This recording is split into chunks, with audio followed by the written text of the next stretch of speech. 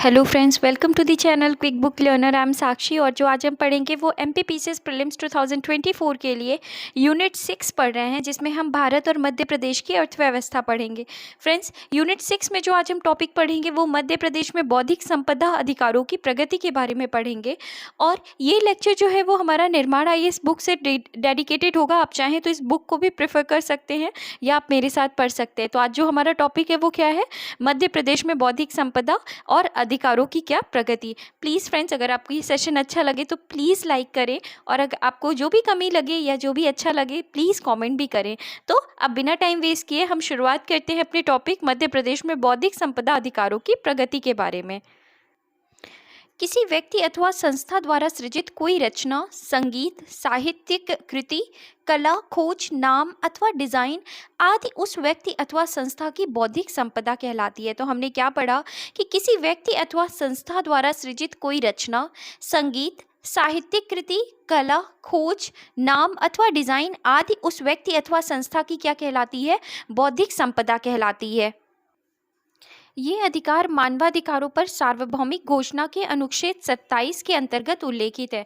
तो हमने क्या पढ़ा? हमने पढ़ा कि किसी व्यक्ति अथवा संस्था द्वारा सृजित कोई रचना, संगीत, साहित्यिक कृति, कला, खोज, नाम अथवा डिजाइन आदि उस व्यक्ति अथवा संस्था की क्या कहलाती है? बौद्धिक संपदा कहलाती है। इसके बाद हमने बात की, यह अधिकार मानवाधिकारों पर सार्वभौमिक घोषणा के अनुच्छेद 27 के अंतर्गत उल्लेखित है। तो ये जो अधिकार हैं ये मानवाधिकारों पर सार्वभौमिक घोषणा के अनुच्छेद 27 के अंतर्गत क्या है? उल्लेखित हैं। इसके बाद आईपीआर के महत्व को सर्वप्रथम औद्योगिक संपदा के संरक्षण हेतु पेरिस अभिसमय और स्वतंत्रता तथा कलात्मक कार्यों के संरक्षण हेतु बर्न अभिसमय 1886 में पहचाना गया था। तो हमने क्या पढ़ी? हमने बात की कि आईपीआर के महत्व को सर्वप्रथम औद्योगिक संपदा के संरक्षण हेतु पेरिस अभिसमय 1883 और स्वतंत्रता तथा कलात्मक कार्यों के संरक्षण के लिए बर्न अभिसमय 1886 में क्या किया गया था? पहचाना गया था। इसके बाद विपो के घोषणा पत्र के अनुच्छेद 2 के खंड 8 के अनुसार, यहाँ पे विपो के घोषणा पत्र के अनुच्छेद 2 खंड 8 के अनुसार बौद्धिक संपदा के दायरे में निम्न विषयों से संबंधित अधिकार क्या होंगे? शामिल होंगे। तो ध्यान रखना है, हमने बात की है आईपीआर के महत्व को सर्वप्रथम औद्योगिक संपदा के संरक्षण हेतु पेरिस अभिसमय 1883 और स्वतंत्रता तथा कलात्मक कार्य के संरक्षण हेतु बर्न अभिसमय 1886 में पहचाना गया। वीपो के घोषणा पत्र के अनुच्छेद 2 के खंड 8 के अनुसार बौद्धिक संपदा के दायरे में निम्न विषयों से संबंधित क्या है? अधिकार शामिल होंगे। कौन कौन से? ट्रेडमार्क से संबंधित, कॉपीराइट से संबंधित, पेटेंट, इंडस्ट्रियल डिजाइन और जियोग्राफिकल इंडिकेशन। तो हमने क्या बात की? वीपो के घोषणा पत्र के अनुच्छेद 2 के खंड 8 के अनुसार बौद्धिक संपदा के दायरे में निम्न विषयों से संबंधित क्या होंगे? अधिकार शामिल होंगे। और विषय कौन कौन से शामिल हैं? तो साहित्यिक, कलात्मक और वैज्ञानिक कृतियां, प्रदर्शन कलाओं के कलाकारों के प्रदर्शन, फोनोग्राम और प्रसारण, मानवीय प्रयासों के प्रत्येक क्षेत्र से संबंधित आविष्कार, वैज्ञानिक खोजें और औद्योगिक डिजाइन। तो ये जो है ये क्या है? ये बौद्धिक संपदा में क्या है? विषय हैं। और ये जो है ये क्या है? ये अधिकार हैं। जो ये हमने इंग्लिश में देखा, ये क्या है? ये बौद्धिक संपदा के दायरे में आने वाले क्या हैं? अधिकार हैं। इसके बाद अगर हम विषय देखें तो ट्रेडमार्क, सेवा चिन्ह और वाणिज्यिक नाम तथा पदनाम ये भी विषय में आता है। अनुचित प्रतियोगिता के से संरक्षण तथा औद्योगिक, वैज्ञानिक, साहित्यिक अथवा कलात्मक क्षेत्रों से संबंधित गतिविधियों से उद्भूत होने वाले सभी अधिकार। तो अनुचित प्रतियोगिता से संरक्षण तथा औद्योगिक, वैज्ञानिक, साहित्यिक अथवा कलात्मक क्षेत्रों से संबंधित गतिविधियों से उद्भूत होने वाले क्या सभी अधिकार जो है ये क्या होंगे? ये बौद्धिक संपदा में क्या आएंगे? बौद्धिक संपदा के विषय के अंतर्गत आएंगे। इसके बाद हमने ऑलरेडी पढ़ा है कि बौद्धिक संपदा के अधिकार के प्रकार जो हैं वो कौन कौन से हैं? पेटेंट है, ट्रेडमार्क है, औद्योगिक डिजाइन है, कॉपीराइट एवं संबद्ध अधिकार है, भौगोलिक संकेत है, व्यापारिक रहस्य है। तो ट्रिप्स के अनुसार बौद्धिक संपदा के अधिकार जो है उनके प्रकार में हमने कौन कौन से पढ़े? पेटेंट, ट्रेडमार्क, औद्योगिक डिजाइन, कॉपीराइट और संबद्ध अधिकार, भौगोलिक संकेत, व्यापारिक रहस्य। तो अब हम बात करते हैं कि आखिर ये पेटेंट क्या होता है? किसी राष्ट्र या राज्य द्वारा आविष्कारकों को किसी आविष्कार के सार्वजनिक प्रकटन के बदले में सीमित अवधि के लिए प्रदत्त अनन्य अधिकार है। तो पेटेंट क्या होता है? तो किसी राष्ट्र या राज्य द्वारा आविष्कारों को किसी आविष्कारकों को किसी आविष्कार के सार्वजनिक प्रकटन के बदले में सीमित अवधि के लिए प्रदत्त अनन्य अधिकार है, उसी को हम क्या कहते हैं, पेटेंट कहते हैं। पेटेंट अधिकार अवधि जो है ये सामान्यतः कितने वर्षों के लिए होता है, तो 20 वर्ष के लिए होता है। ध्यान रखना है, हमने किसके बारे में बात की है, पेटेंट के बारे में। किसी राष्ट्र या राज्य द्वारा आविष्कारकों को किसी आविष्कार के सार्वजनिक प्रकटन के बदले में सीमित अवधि के लिए प्रदत्त अनन्य अधिकार है। पेटेंट अधिकार अवधि सामान्यतः कितने वर्षों के लिए है, 20 वर्ष के लिए। पेटेंट सहयोग संधि वर्ष 1970 से संपन्न एक अंतर्राष्ट्रीय पेटेंट कानून संधि है जिसमें 150 से अधिक देश क्या हैं, शामिल हैं। तो ये भी अपने आप में इम्पॉर्टेंट है। पेटेंट सहयोग संधि जो है ये 1970 से संपन्न एक क्या है, अंतर्राष्ट्रीय पेटेंट कानून संधि है। पेटेंट सहयोग संधि वर्ष 1970 से संपन्न एक अंतर्राष्ट्रीय पेटेंट कानून संधि है जिसमें 150 से अधिक देश क्या हैं, शामिल हैं। इस संधि में वे सभी देश जो पेटेंट मेडिट प्रणाली, हैग प्रणाली और लिस्बन प्रणाली के तहत सुरक्षा चाहते हैं आवेदन कर सकते हैं।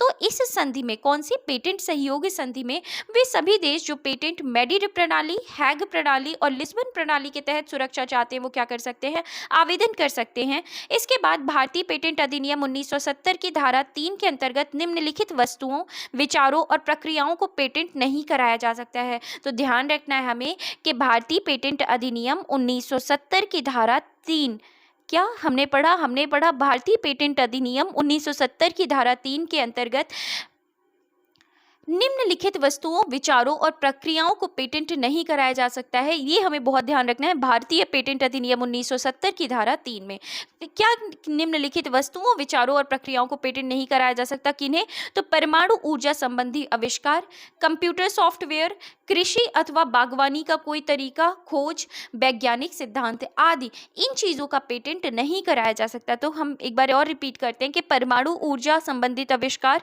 कंप्यूटर सॉफ्टवेयर, कृषि अथवा बागवानी का कोई तरीका, खोज, वैज्ञानिक सिद्धांत आदि, इन चीज़ों का क्या किया, इन वस्तुओं का या विचारों और प्रक्रियाओं का पेटेंट किसी भी रूप में नहीं कराया जा सकता। अब हमने अभी तक बात किसके बारे में की, अभी तक हमने बात पेटेंट के बारे में की। अब हम बात करते हैं किसके बारे में, ट्रेडमार्क के बारे में। किसके बारे में पढ़ते हैं हम, ट्रेडमार्क के बारे में, जिसे क्या कहते हैं, हिंदी में व्यापार चिन्ह कहते हैं। तो सबसे पहले तो हमें ध्यान रखना है ट्रेडमार्क अधिनियम के बारे में।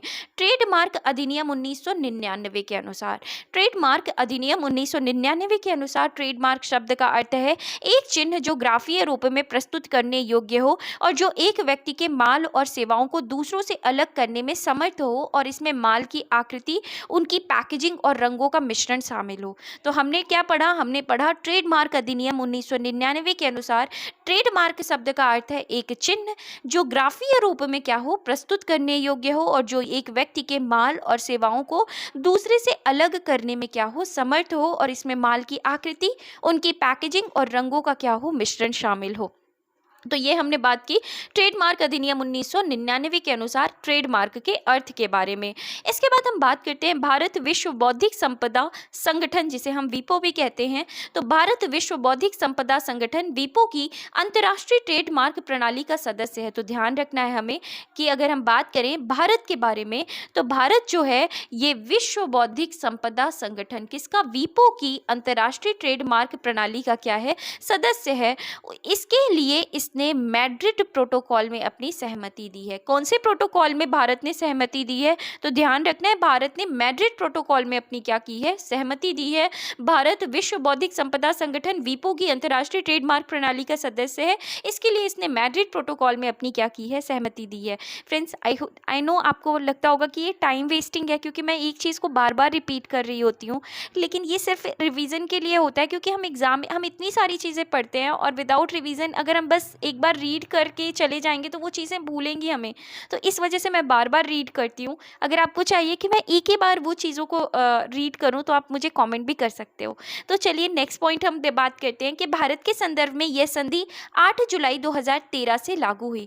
तो हमने क्या पढ़ा, हमने बात की कि भारत जो है वो विश्व बौद्धिक संपदा संगठन की अंतर्राष्ट्रीय ट्रेडमार्क प्रणाली का क्या है, सदस्य है और इसने मैड्रिड प्रोटोकॉल को अपनी सहमति दी है। भारत के संदर्भ में यह संधि 8 जुलाई 2013 से क्या हुई है, लागू हुई है। तो इन्होंने मैड्रिड प्रोटोकॉल को अपनी सहमति दी है और भारत के संदर्भ में ये जो संधि है ये 8 जुलाई 2013 से क्या हुई है, लागू हुई है। भारत में ट्रेडमार्क पंजीकरण की स्थापना 1940 में की गई, जो ट्रेडमार्क अधिनियम 1999 के तहत बनाए गए नियमों के अनुसार कार्य करती है। तो भारत में अगर हम बात करें तो ट्रेडमार्क पंजीकरण की स्थापना कब की गई है? तो भारत में ट्रेडमार्क पंजीकरण की स्थापना 1940 में की गई है, जो ट्रेडमार्क अधिनियम 1999 के तहत बनाए गए नियमों के अनुसार क्या करती है? कार्य करती है। ट्रेडमार्क से संबंधित गतिविधियों के 3 मुख्य पहलू हैं। तो ट्रेडमार्क से संबंधित गतिविधियों के क्या हैं? 3 मुख्य पहलू हैं।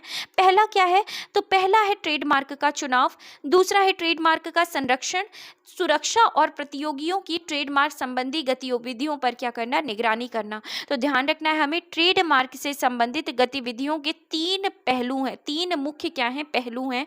कौन सा? तो पहला ट्रेडमार्क का चुनाव, दूसरा ट्रेडमार्क का संरक्षण और तीसरा जो है वो सुरक्षा और प्रतियोगियों की ट्रेडमार्क संबंधी गतिविधियों पर क्या करना? निगरानी करना।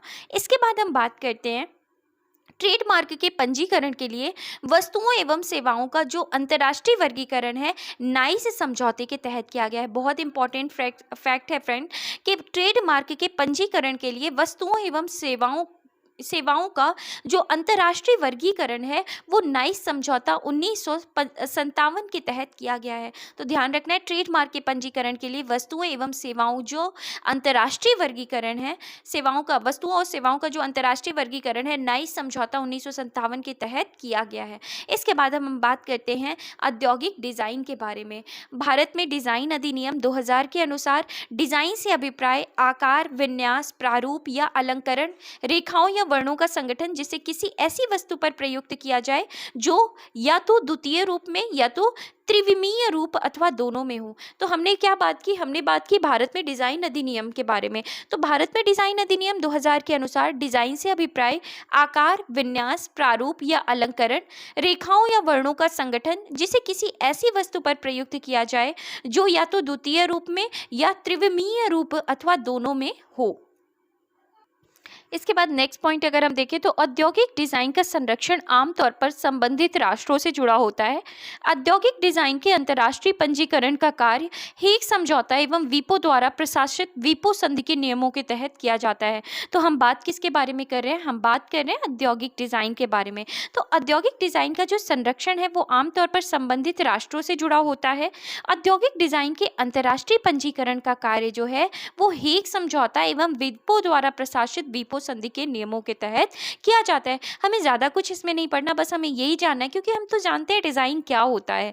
बस ये ध्यान रखना है कि औद्योगिक डिजाइन जो है उसका जो पंजीकरण का कार्य है, अंतर्राष्ट्रीय पंजीकरण का कार्य है, वो हेग समझौते के तहत किया गया है। हेग समझौता एवं वीपो द्वारा प्रशासित वीपो संधि के नियमों के तहत किया गया है। इसके बाद अगला अगर हम देखें तो कॉपीराइट या प्रतिलिपि अधिकार के बारे में हम बात करते हैं। कॉपीराइट का संबंध जनसंचार से जुड़ी रचनात्मक गतिविधियों के विशिष्ट रूपों से होता है। तो कॉपीराइट का संबंध किससे है? जनसंचार से जुड़ी रचनात्मक गतिविधियों के विशिष्ट रूपों से होता है। वस्तुतः इसका संबंध जनसंचार के समस्त रूपों और पद्धतियों, मुद्रित सामग्री, ध्वनि और टेलीविजन प्रसारण, सार्वजनिक प्रदर्शन वाली फिल्म एवं सिनेमा से होता है। तो हमने क्या बात की? हम बात कर रहे हैं कॉपीराइट या प्रतिलिपि अधिकार के बारे में। हम सबको पता है आज के टाइम पे तो कॉपीराइट बहुत कॉमन शब्द हो गया है। तो कॉपीराइट का संबंध जो है वो किससे है? जनसंचार से जुड़ी रचनात्मक गतिविधियों के विशिष्ट रूपों से होता है। वस्तुतः इसका संबंध जनसंचार के समस्त रूपों और पद्धतियों, मुद्रित सामग्री, ध्वनि और टेलीविजन प्रसारण, सार्वजनिक प्रदर्शन वाली फिल्मों और सिनेमा से होता है। कॉपीराइट स्वामी के निम्नलिखित अधिकार है। तो ध्यान रखना है कि कॉपीराइट स्वामी जो है उसके कौन कौन से क्या हैं? अधिकार हैं। तो पुनः प्रकाशन का अधिकार होता है, क्रियान्वयन अधिकार, रिकॉर्डिंग अधिकार, चलचित्र अधिकार, प्रसारण अधिकार, अनुवाद एवं अंगीकरण अधिकार, और इसके बाद कौन सा अधिकार है? आर्थिक अधिकार है। तो कॉपीराइट स्वामी के निम्नलिखित अधिकार होते हैं, पुनः प्रकाशन का अधिकार होता है, क्रियान्वयन अधिकार होता है, रिकॉर्डिंग अधिकार होता है, चलचित्र अधिकार होता है, प्रसारण अधिकार होता है, अनुवाद एवं अंगीकरण अधिकार, और अंत में आर्थिक अधिकार। कॉपीराइट अधिकार की अवधि जो है वो कितनी होती है? तो कॉपीराइट अधिकार की जो अवधि है वो सामान्यतः 60 वर्ष होती है, और पेटेंट की हमने कितनी पढ़ी थी? 20 वर्ष होती है। अब हम बात करते हैं अगले पॉइंट के बारे में, जो कि हमारा क्या है? जियोग्राफिकल इंडिकेटर है। हम क्या पढ़ रहे हैं? हम पढ़ रहे हैं बौद्धिक संपदा से जुड़े अधिकारों के बारे में। तो अब हम बात करते हैं भौगोलिक संकेत के बारे में, जिसे इंग्लिश में जियोग्राफिकल इंडिकेटर भी कहते हैं। भौगोलिक संकेत कुछ भौगोलिक संकेत जो है वो कुछ विशेष उत्पादों के लिए प्रयोग किया जाने वाला नाम या चिन्ह है जो एक विशिष्ट भौगोलिक अवस्थिति, स्थान या उद्गम को इंगित करता है। तो भौगोलिक संकेत जो होता है वो कुछ विशेष उत्पादों के लिए प्रयोग किया जाने वाला नाम या चिन्ह जो एक विशिष्ट भौगोलिक अवस्थिति, स्थान या उद्गम को क्या करता है, इंगित करता है। उद्गम में मतलब जैसे उदाहरण के लिए कस्बा, प्रदेश या देश को क्या करता है, इंगित करता है। इसके बाद हम बात करें तो जीआई टैग का विनियमन वाणिज्य तथा उद्योग मंत्रालय के अधीन उद्योग और आंतरिक संवर्धन विभाग के तहत भौगोलिक पंजीयक द्वारा किया जाता है, जिसका मुख्यालय कहाँ पर है, चेन्नई, तमिलनाडु में है। तो याद रखना है हमें, अगर बात करी जाएगी कि जीआई टैग का मुख्यालय कहाँ है तो चेन्नई, तमिलनाडु में है। इसके बाद क्या इंपॉर्टेंट है, तो जो जीआई टैग का विनियमन है वो वाणिज्य तथा उद्योग मंत्रालय के अधीन होता है, उद्योग और आंतरिक संवर्धन विभाग के तहत भौगोलिक पंजीयक द्वारा किया जाता है। तो जीआई टैग का विनियमन वाणिज्य तथा उद्योग मंत्रालय के अधीन उद्योग और आंतरिक संवर्धन विभाग के तहत भौगोलिक पंजीयक द्वारा किया जाता है, जिसका मुख्यालय कहाँ पर है, चेन्नई, तमिलनाडु में है। जीआई टैग का पंजीकरण 10 वर्ष की अवधि के लिए किया जाता है, जिसे आगे बढ़ाया जा सकता है। तो ध्यान रखना है हमें, जीआई टैग का जो पंजीकरण है वो कितने वर्षों के लिए होता है, 10 वर्षों के लिए होता है। और अभी हमने क्या पढ़ा था, तो कॉपीराइट के बारे में हमने पढ़ा था। तो कॉपीराइट अधिकार की अवधि सामान्यतः कितनी होती है, 60 वर्ष। और पेटेंट में हमने कितना पढ़ा था, तो पेटेंट में हमने पढ़ा था 20 वर्षों के लिए। इसके बाद अब हम बात करते हैं भौगोलिक संकेत के प्रकार के बारे में। वे भौगोलिक नाम हैं जो उत्पाद के उद्भव के स्थान का नाम बताते हैं, जैसे दार्जिलिंग चाय सबसे पहले पंजीकृत उत्पाद है। तो हमें ध्यान रखना है कि भौगोलिक संकेत के प्रकार कौन कौन से होते हैं। तो वे भौगोलिक नाम है जो उत्पाद के उद्भव के स्थान का क्या बताते हैं, नाम बताते हैं। जैसे दार्जिलिंग की चाय सबसे पहले जीआई टैग किसे दिया गया था, दार्जिलिंग की चाय को दिया गया था। सबसे पहले पंजीकृत उत्पाद कब दिया गया था, 2004 में। गैर भौगोलिक पारंपरिक नाम जो यह बताते हैं कि एक उत्पाद किसी एक क्षेत्र विशेष से संबद्ध है, जैसे अल्फांसो, बासमती इत्यादि। ये क्या है, ये गैर भौगोलिक पारंपरिक नाम है जो कि क्या बताते हैं कि एक उत्पाद किसी एक क्षेत्र विशेष से संबद्ध है, जैसे अल्फांसो, बासमती इत्यादि। इसके बाद हम बात करते हैं व्यापारिक रहस्य के बारे में, ट्रेड सीक्रेट के बारे में। यह बौद्धिक संपदा अधिकार के अंतर्गत आने वाला एक घटक है। तो ये व्यापारिक रहस्य या ट्रेड सीक्रेट जो है फ्रेंड्स, इसमें क्वेश्चन पूछ सकता है कि बौद्धिक संपदा अधिकार के अंतर्गत इनमें से कौन नहीं आता है या आता है। तो हमें ध्यान रखना है इन चीज़ों के बारे में। तो यह बौद्धिक संपदा अधिकार के अंतर्गत आने वाला एक क्या है, घटक है। वस्तुतः किसी कंपनी या कारोबार के लिए अति महत्वपूर्ण एवं सार्वजनिक न की जा सकने वाली सूचना व्यापारिक रहस्य कहलाती है। तो वस्तुतः किसी कंपनी या कारोबार के लिए अति महत्वपूर्ण एवं सार्वजनिक न की जाने वाली सूचना जो है वो क्या कहलाती है, व्यापारिक रहस्य कहलाती है, ट्रेड सीक्रेट कहलाती है। व्यापक तौर पर व्यापारिक रहस्य में विक्रय विधियां, वितरण विधियां, उपभोक्ताओं से संबंधित सूचनाएं, प्रचार रणनीति, ग्राहकों एवं आपूर्तिकर्ताओं की सूचियां तथा विनिर्माण प्रक्रियाएं शामिल होती हैं। तो व्यापक तौर पर व्यापारिक रहस्य में विक्रय विधियां, वितरण विधियां, उपभोक्ताओं से संबंधित सूचनाएं, प्रचार रणनीति, ग्राहकों एवं आपूर्तिकर्ताओं की सूचियां तथा विनिर्माण प्रक्रियाएं क्या होती हैं, शामिल होती हैं।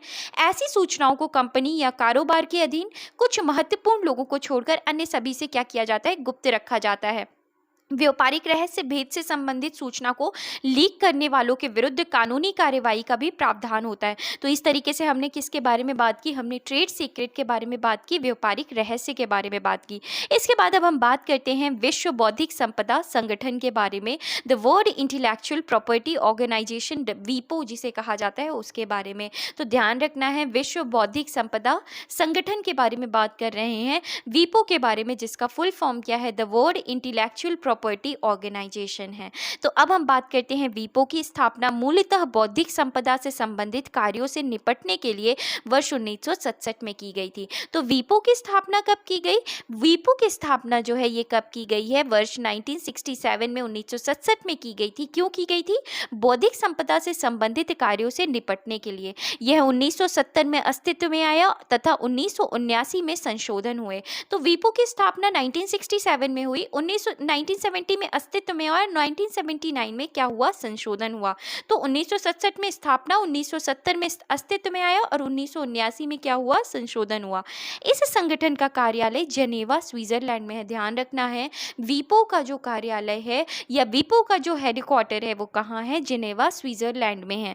इसके बाद वीपो संयुक्त राष्ट्र संघ की एक अंतः सरकारी क्या है, संस्था है। तो वीपो जो है, वीपो संयुक्त राष्ट्र संघ की, किसकी, संयुक्त राष्ट्र संघ की क्या है, एक अंतः सरकारी क्या है, संस्था है। वीपो संयुक्त राष्ट्र संघ की क्या है, एक अंतः सरकारी संस्था है जो यूएनओ के संस्थानिक तंत्र के रूप में 1974 में शामिल की गई है। तो वीपो जो है वो संयुक्त राष्ट्र संघ की क्या है, एक अंतः सरकारी संस्था है जो यूएनओ के संस्थानिक तंत्र के रूप में 1974 में क्या की गई है, शामिल की गई है।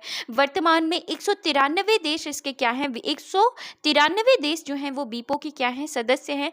भारत 1975 में वीपो सदस्य बना था। तो ध्यान रखना है, वीपो में कुल कितने सदस्य देश हैं, 193 देश जो है इसके क्या है, सदस्य हैं। और भारत 1975 में वीपो का क्या बना था, सदस्य बना। तो भारत वीपो का सदस्य कब बना, 1975 में। इसके तहत वर्तमान में 26 अंतर्राष्ट्रीय संधि आती हैं। तो वीपो के तहत वर्तमान में 26 अंतर्राष्ट्रीय संधि आती है। प्रत्येक वर्ष 26 अप्रैल को विश्व बौद्धिक संपदा दिवस मनाया जाता है। अपने आप में बहुत इंपॉर्टेंट फैक्ट है फ्रेंड, किसके बारे में जो हम पढ़ रहे हैं, विश्व बौद्धिक संपदा संगठन के बारे में हमने पढ़ा। एक बार हम रिपीट करेंगे, हमने क्या पढ़ा, हमने बात की वीपो की स्थापना के बारे में। 1967 में स्थापना हुई, 1970 में अस्तित्व में आया और 1979 में इसमें संशोधन हुए।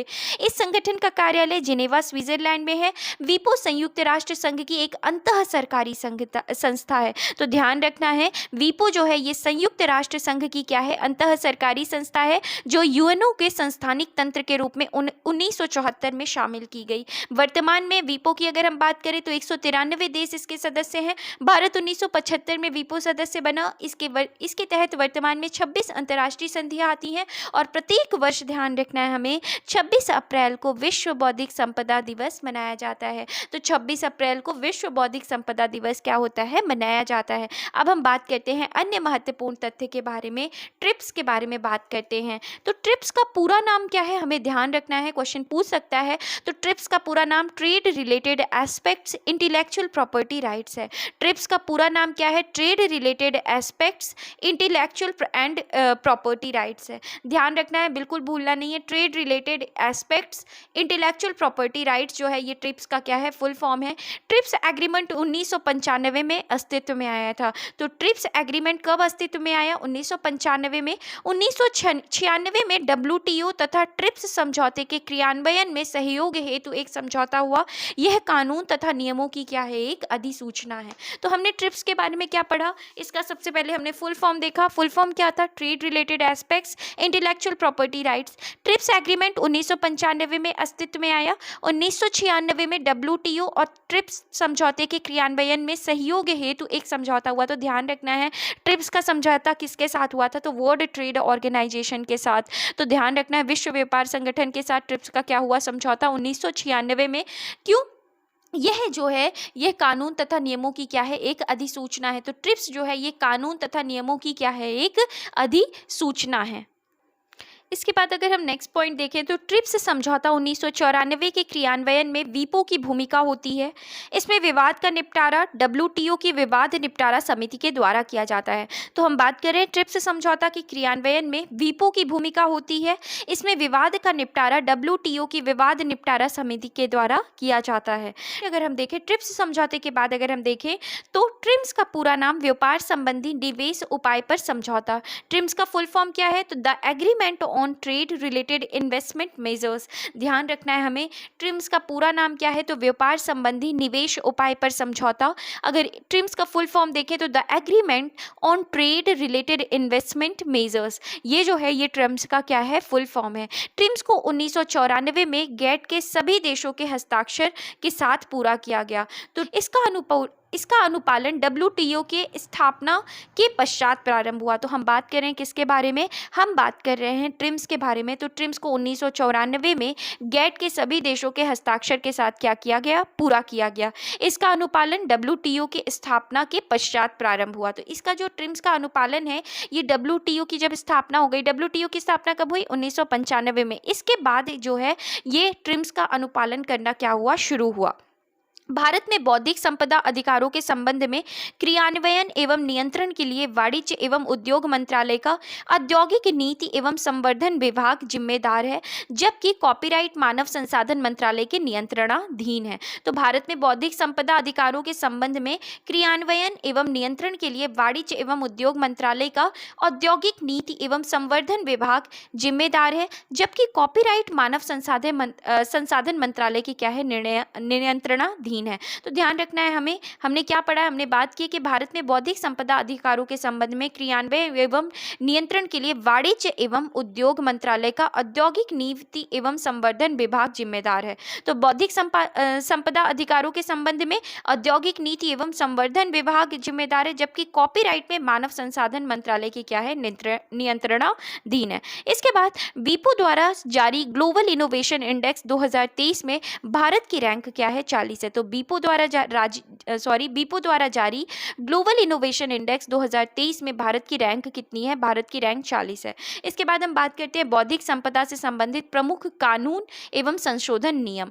तो बौद्धिक संपदा से संबंधित प्रमुख कानून एवं संशोधन नियम के बारे में देखते हैं। पेटेंट अधिनियम 1970 वर्ष 2005 में इसमें संशोधन किया गया। तो ध्यान रखना है, पेटेंट अधिनियम 1970 में वर्ष 2005 में इसमें क्या किया गया है, संशोधन किया गया है। नेक्स्ट पॉइंट अगर हम देखें तो व्यापार एवं पण्य वस्तु चिन्हन अधिनियम 1958 था, जिसका स्थान लेते हुए एक नया ट्रेडमार्क अधिनियम 1999 क्या किया गया है, अधिनियमित किया गया है। तो व्यापार और पण्य वस्तु चिन्हन अधिनियम 1958 था, जिसको अभी क्या कर दिया गया है, जिसका स्थान ले लिया है ट्रेडमार्क अधिनियम 1999 ने। ट्रेडमार्क नियम कब बनाया गया, 2017 का है। इसके बाद हम बात करें कॉपीराइट अधिनियम 1957, इसमें 1983, 84, 92, 94, 99, 2012 में संशोधन हुआ है। तो ध्यान रखना है हमें, कॉपीराइट अधिनियम कब का है, 1957 का है। इसमें 83, 84, 92, 94, 99 और 2012 में क्या हुए हैं, संशोधन हुए हैं। वस्तुओं का भौगोलिक संकेतक पंजीकरण और संरक्षण अधिनियम 1999 जो 2003 से क्या हुआ है, प्रभावी हुआ है। तो वस्तुओं का भौगोलिक संकेतक पंजीकरण और संरक्षण अधिनियम 1999 जो कब से, तो ये 2003 से क्या हुआ है, प्रभाव में आया है। इसके बाद हम बात करते हैं डिज़ाइन अधिनियम 1911, जिसे प्रतिस्थापित करते हुए एक नया डिज़ाइन अधिनियम 2000 क्या हुआ है, अधिनियमित किया गया है। तो डिज़ाइन अधिनियम 1911 में बनाया गया था। अभी नया डिज़ाइन अधिनियम कब अधिनियमित किया गया है, तो नया डिज़ाइन अधिनियम 2000 जो है वो उसे क्या किया गया है, अधिनियमित किया गया है। इसके बाद वनस्पति विविधता एवं किसान अधिकार संरक्षण अधिनियम ये कब का है, 2001 का है। Semiconductor integrated circuit layout design अधिनियम 2000 में आया। भौगोलिक संकेत माल का भौगोलिक संकेत पंजीकरण और संरक्षण अधिनियम ये कब आया, 1999 में। और बौद्धिक संपदा अधिकार नीति। तो इस तरीके से हमने कुछ कानून देखे, किससे संबंधित, बौद्धिक संपदा से संबंधित प्रमुख कानून और संशोधन नियम के बारे में पढ़ा। इसके बाद हम बात करते हैं मध्य प्रदेश के संदर्भ में बौद्धिक संपदा अधिकार के बारे में। तो मध्य प्रदेश ने पेटेंट एवं डिज़ाइन फाइलिंग में सकारात्मक सुधार किया है। भारत में फाइल और स्वीकृत पेटेंट की संख्या धीरे धीरे बढ़ रही है। भारत में फाइल पेटेंट की संख्या वर्ष 2017-18 में 47,854 से 22.25% बढ़कर वर्ष 2020-21 में 58,503 हो गई, जबकि वर्ष 2017-18 में मध्य प्रदेश में स्वीकृत पेटेंट 190 से बढ़कर वर्ष 2021-20 में 398 हो गई है। इसमें 109.47% की वृद्धि दर्ज की गई। तो हमने क्या पढ़ा, हमने देखा कि मध्य प्रदेश ने पेटेंट और डिज़ाइन फाइलिंग में सकारात्मक सुधार किया है। मध्य प्रदेश ने पेटेंट और डिज़ाइन में अगर हम बात करें, डिज़ाइन फाइलिंग में सकारात्मक क्या किया है, सुधार किया है। भारत में फाइल और स्वीकृत पेटेंट की संख्या धीरे धीरे क्या हो रही है, बढ़ रही है। भारत की हम सबसे पहले बात करें तो भारत में फाइल पेटेंट की संख्या अगर हम बात करें 2017-18 में कितनी थी, 47,854 थी, जो कि अब कितनी हो गई है, 2020-21 में 58,503 हो गई है। मतलब 22.25% की क्या हुई है, बढ़त देखने को मिली है, जो 2017-18 से 2020-21 के बीच 22.25% की हमको क्या देखने को मिली है, बढ़ोतरी देखने को मिली है फाइल पेटेंट की संख्या में। जबकि वर्ष 2017-18 में मध्य प्रदेश में स्वीकृत पेटेंट 190 से बढ़कर वर्ष 2020-21 में 398 हो गई है, जिसमें 109.47% की क्या देखी गई है, वृद्धि दर्ज की गई है। इस आंकड़े के विश्लेषण से ज्ञात होता है कि मध्य प्रदेश ने अपनी पेटेंट फाइलिंग दर में वृद्धि व सुधार किया है, जो अब राष्ट्रीय वृद्धि दर से 87.22% क्या है, अधिक है। तो इस आंकड़े से जो अभी हमने पढ़ा है, इससे क्या ज्ञात होता है कि मध्य प्रदेश ने अपनी पेटेंट फाइलिंग दर में वृद्धि व सुधार किया है, जो अब राष्ट्रीय वृद्धि दर से 87.22% क्या है, अधिक है। भारत में दायर डिजाइनों की संख्या वर्ष 2017-18 में 11,838 से 20.29% बढ़कर वर्ष 2020-21 में 14,241 हो गई है। जबकि वर्ष 2017-18 में मध्य प्रदेश में 61 से बढ़कर वर्ष 2020-21 में 214 हो गई है। इसमें 250.82% की क्या हुई है, वृद्धि हुई है। तो अगर हम बात करें भारत में डिजाइनों की संख्या अगर हम देखें तो वर्ष 2017-18 में 11,838 से 20.29% बढ़कर वर्ष 2020-21 में 14,241 हो गई है। जबकि वर्ष 2017-18 में मध्य प्रदेश में 61 से बढ़कर 2020-21 में कितनी हो गई है, 214 हो गई है। इसमें अगर हम बात करें तो 250.82% की हमको क्या देखने को मिलती है, तो वृद्धि देखने को मिलती है। इसके बाद अगर हम बात करें नेक्स्ट पॉइंट की, तो इन आंकड़ों से स्पष्ट होता है कि मध्य प्रदेश ने डिजाइन फाइलिंग में भी काफी सुधार किया है और यह राष्ट्रीय वृद्धि दर की तुलना में 230.59% अधिक है। तो इन आंकड़ों से क्या स्पष्ट होता है कि मध्य प्रदेश ने डिजाइन फाइलिंग में भी काफी सुधार किया है और यह राष्ट्रीय वृद्धि दर की तुलना में 230.59% क्या है, अधिक है। राष्ट्रीय आंकड़ों के अनुसार पेटेंट और डिजाइन फाइलिंग की दर राष्ट्रीय स्तर पर लगभग स्थिर है, लेकिन मध्य प्रदेश की उत्प्रेरक रणनीति में अत्यधिक सुधार हुआ है।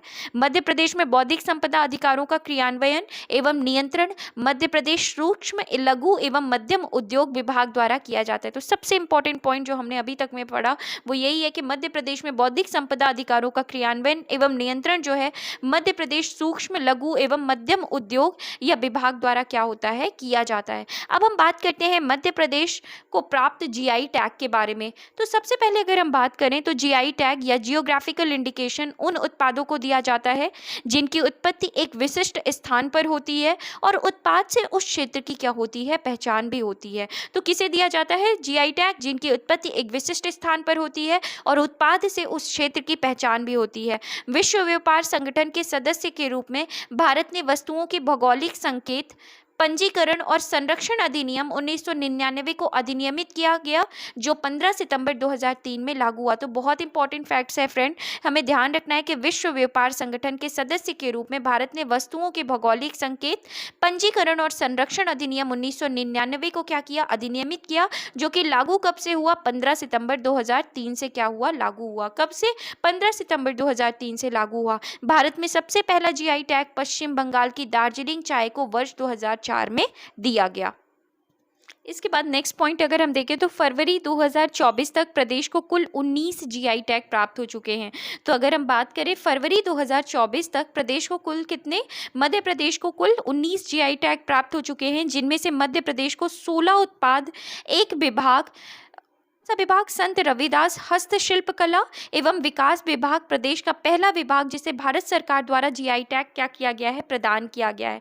तो फरवरी 2024 तक प्रदेश को कुल 19 जीआई टैग प्राप्त हो चुके हैं, जिनमें से मध्य प्रदेश को 16 उत्पाद और एक विभाग संत रविदास हस्तशिल्प कला एवं विकास विभाग, प्रदेश का पहला विभाग है जिसे भारत सरकार द्वारा जीआई टैग प्रदान किया गया है, तथा 2 उत्पादों के लिए संयुक्त रूप से, मतलब महाराष्ट्र, मध्य प्रदेश प्लस महाराष्ट्र, मतलब नागपुर संतरा, और दूसरा जो है ये कौन सा, मध्य प्रदेश प्लस उत्तर प्रदेश महोवा का दिसावरी पान, जीआई टैग प्रदान किया गया। तो हमने क्या पढ़ा, हमने पढ़ा फरवरी 2024 तक प्रदेश को कुल 19 जीआई टैग दिए गए हैं, जिनमें से 16 उत्पादों के लिए, एक विभाग के लिए, प्लस जो अगर हम बात करें तो दो जो उत्पाद हैं उनको संयुक्त रूप से, दो उत्पादों के लिए संयुक्त रूप से मध्य प्रदेश प्लस महाराष्ट्र, किसके लिए? नागपुरी संतरा, और मध्य प्रदेश प्लस उत्तर प्रदेश, ये किसके लिए दिया गया है? महोबा का दिसावरी पान के लिए। तो इन चीज़ें है लोगों को प्रदेश के जीआई टैग प्राप्त 3 उत्पाद ऐसे हैं जिन्हें क्या प्राप्त हो चुका है? लोगो प्राप्त हो चुका है। मध्य प्रदेश का पहला जीआई टैग अशोकनगर की चंदेरी साड़ियों को वर्ष 2005 में प्रदान किया गया। तो मध्य प्रदेश का पहला जीआई टैग कौन सा है? अशोकनगर की चंदेरी साड़ी को दिया गया है। कब? वर्ष 2005 में। बालाघाट जिले को 2 जीआई टैग मिल चुके हैं। कृषि क्षेत्र में 3 जीआई टैग मिल चुके हैं। कृषि क्षेत्र में कितने जीआई टैग मिल चुके हैं? तो 3 जीआई टैग मिल चुके हैं। नीमच का नंदना प्रिंट, इंदौर का पोहा, अलीराजपुर जोबट की पुंजा दरियों को भविष्य में जीआई टैग मिलने की संभावना है। तो नीमच का नंदना प्रिंट, इंदौर का पोहा, अलीराजपुर जोबट की पुंजा दरी को भविष्य में जीआई टैग मिलने की क्या है? संभावना है। इसके बाद अगर हम देखें, मध्य प्रदेश पेटेंट कार्यालय का क्षेत्राधिकार मुंबई शाखा के अंतर्गत आता है। मध्य प्रदेश में पेटेंट सहायता प्राप्त करने के लिए आवश्यक शर्त है कि यदि पेटेंट राज्य में स्थापित स्टार्टअप के लिए प्राप्त करना हो तो इसमें अधिकतम 5 लाख रुपए की सहायता प्रदान की जाती है। तो मध्य प्रदेश में पेटेंट सहायता प्राप्त करने के लिए आवश्यक शर्त है कि यदि पेटेंट राज्य में स्थापित स्टार्टअप के लिए प्राप्त करना हो तो इसमें अधिकतम 5 लाख रुपए की क्या की जाती है? सहायता प्रदान की जाती है। इसके बाद अगर हम देखें तो मध्य प्रदेश का बौद्धिक संपदा सुविधा केंद्र आईपीएफसी, जिसे इंटेलेक्चुअल प्रॉपर्टी फैसिलिटेशन सेंटर कहते हैं, ये कहाँ पर स्थित है? तो इंदौर में स्थित है। मध्य प्रदेश के कहाँ? इंदौर में स्थित है। तो मध्य प्रदेश का बौद्धिक संपदा सुविधा केंद्र जो है, जिसे आईपीएफसी भी कहते हैं, इंटेलेक्चुअल प्रॉपर्टी फैसिलिटेटिंग सेंटर कहते हैं, वो कहाँ पर स्थित है? इंदौर में। इसका उद्देश्य सूक्ष्म, लघु एवं मध्यम उद्योगों को बौद्धिक संपदा से संबंधित जानकारी देना है। तो इसका उद्देश्य क्या है? सूक्ष्म, लघु एवं मध्यम उद्योगों को बौद्धिक संपदा से संबंधित जानकारी देना है।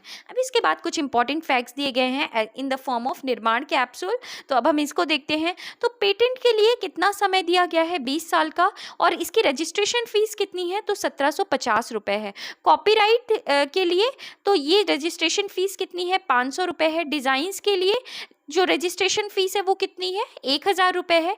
ट्रेडमार्क या अनलिमिटेड रिन्यूएबल आफ्टर 10 ईयर्स जो है, इसकी जो रजिस्ट्रेशन फीस है वो कितनी है? 5000 रुपये।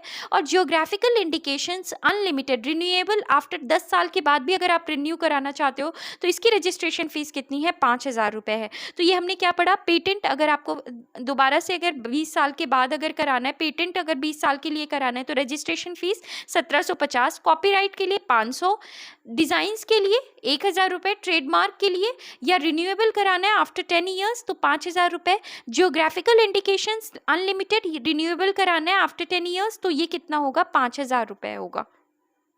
इसके बाद हम बात करते हैं वर्ष 2022 में मध्य प्रदेश के स्टार्टअप में प्राप्त पेटेंट के बारे में। System and method mobile health care, electrochemical based nutrient analysis, और क्या है? Godavara device private limited meditation device है। तो वर्ष 2022 में मध्य प्रदेश के स्टार्टअप में प्राप्त पेटेंट है। तो 2022 में मध्य प्रदेश के स्टार्टअप में प्राप्त पेटेंट तो किन्हें मिला गया है? स्टार्टअप में प्राप्त पेटेंट में किनका नाम आता है? System and method mobile health care का, electrochemical based nutrient analysis, Godavara device private limited. इन 3 स्टार्टअप को क्या मिला है? पेटेंट दिया गया है वर्ष 2022 में मध्य प्रदेश में। इसके बाद हम बात करते हैं जीआई टैग प्राप्त उत्पाद के बारे में। तो सबसे पहले बात करते हैं किसके बारे में? सरबती गेहूं के बारे में। सरबती गेहूं जिला कहाँ से? सरबती गेहूं कहाँ के कौन से जिले से जीआई टैग प्राप्त हुआ है? तो सीहोर और विदिशा से। उत्पाद का प्रकार जो है वो क्या है? कृषि है। प्रमाण पत्र कब दिया गया? वर्ष 2023 में। विशेष अगर देखें तो इसमें फाइबर, प्रोटीन, विटामिन बी प्रचुर मात्रा में होते हैं। इसके दाने में सुनहरी चमक होती है। तो सरबती गेहूं को जीआई टैग प्राप्त हुआ है कौन से जिले से? सीहोर और विदिशा जिले से। कब? वर्ष 2023 में। सुंदरजा आम, तो सुंदरजा आम को जीआई टैग प्राप्त किया गया है कौन से जिले से? रीवा से। उत्पाद का प्रकार कृषि है। कब दिया गया है प्रमाण पत्र? वर्ष 2023 में। मधुमेह रोग या जिसे हम डायबिटीज कहते हैं, तो इससे क्या होता है? लाभ होता है। तो मधुमेह रोग में क्या होता है? लाभ होता है। इसके बाद गजक, तो मुरैना की गजक जो है इसे जीआई टैग दिया गया है। उत्पाद का प्रकार जो है वो क्या है? खाद्य सामग्री है। प्रमाण पत्र वर्ष 2023 में दिया गया है। विशेष अगर हम बात करें तो गुड़, तिल और चीनी का क्या होता है? मिश्रण होता है। इसके बाद गोंड पेंटिंग, डिंडोरी की गोंड पेंटिंग को जीआई टैग दिया दिया गया है। उत्पाद का प्रकार क्या है? हस्तशिल्प। वर्ष 2023 में दिया गया है। विशेष अगर हम देखें तो गोंड जनजाति में प्रचलित लोक चित्रकला है गोंड पेंटिंग। कहाँ की? डिंडोरी की गोंड पेंटिंग को जीआई टैग दिया गया है। विशेष अगर हम बात करें तो गोंड जनजाति में प्रचलित लोक चित्रकला है। यह टैग मध्य प्रदेश आदिम जाति कल्याण विभाग के वन्या संस्थान को दिया गया है। तो ध्यान रखना है, ये जो टैग है, जीआई टैग है, ये मध्य प्रदेश आदिम जाति कल्याण विभाग के वन्या संस्थान को दिया गया है। हस्त निर्मित कालीन जो है, इसको जो ग्वालियर की हस्त निर्मित कालीन है, इसे जीआई टैग दिया गया है वर्ष 2023 में।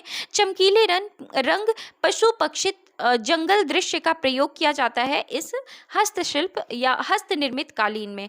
लौह शिल्प अगर हम बात करें तो डिंडोरी के लौह शिल्प को अभी जीआई टैग दिया गया है वर्ष 2023 में। अगरिया समुदाय से क्या है? संबंधित है। तो लौह शिल्प में ध्यान रखना है, डिंडोरी के लौह शिल्प को क्या दिया गया है? GI tag. पत्थर शिल्प, जबलपुर बेड़ाघाट के पत्थर शिल्प को जीआई टैग दिया गया है। कौन से प्रकार में आता है? तो हस्तशिल्प प्रकार में आता है, वर्ष 2023 में दिया गया है। और भगवान की मूर्तियां आदि बनाई जाती हैं।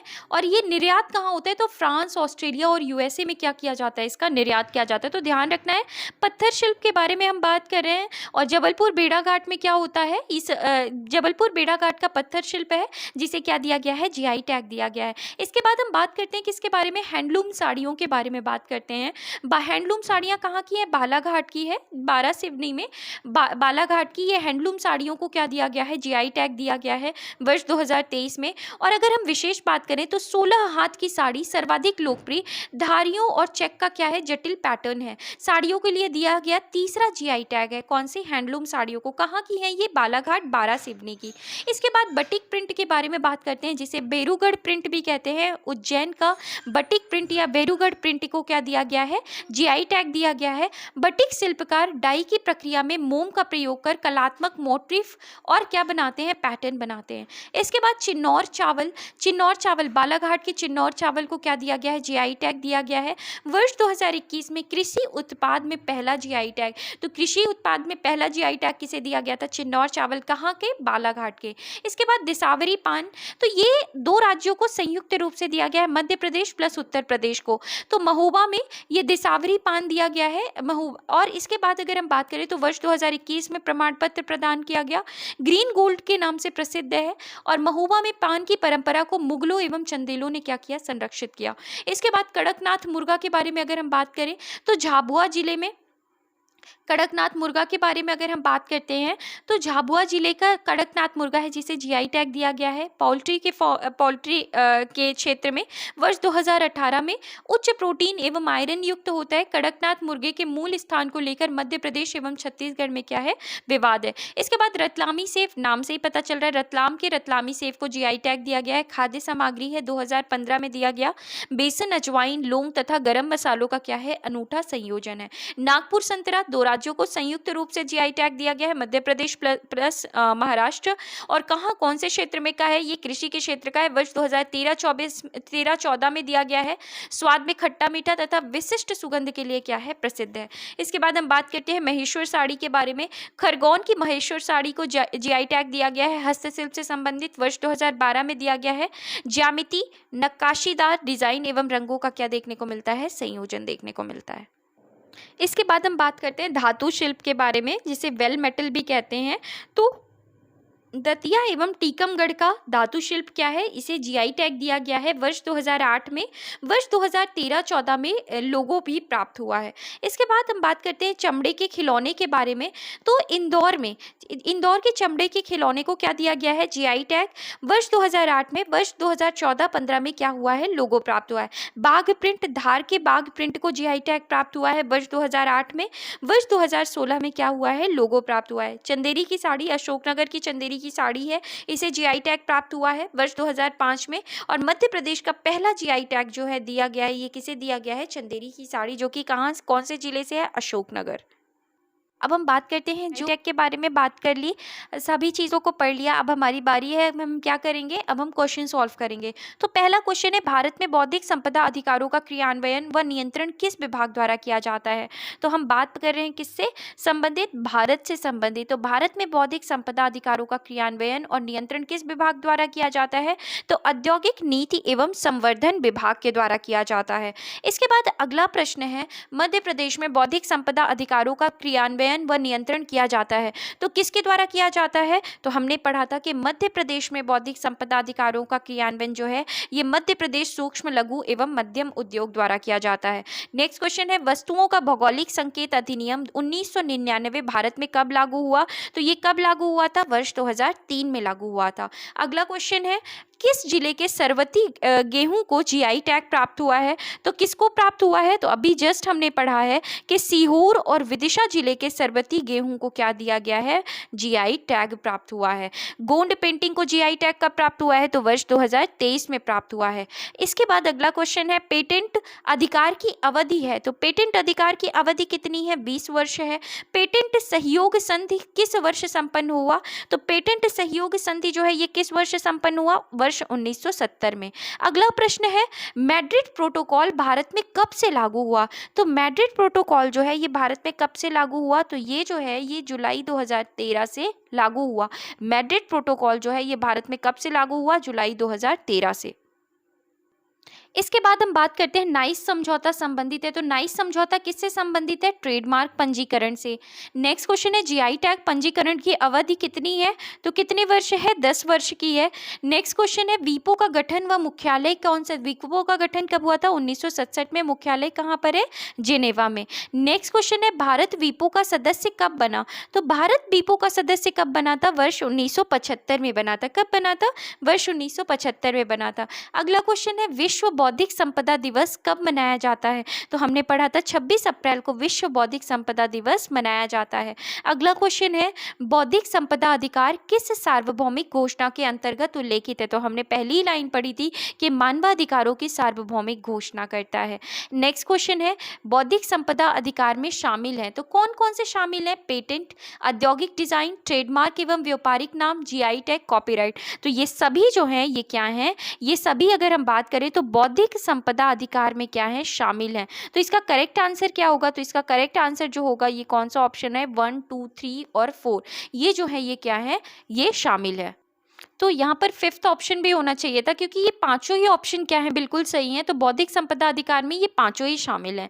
इसके बाद नेक्स्ट क्वेश्चन है, प्रतिवेशी अधिकार शामिल है। तो प्रतिवेशी अधिकार जो है वो किस में शामिल है। तो ये जो प्रतिवेशी अधिकार है ये किस में शामिल है, कॉपीराइट में।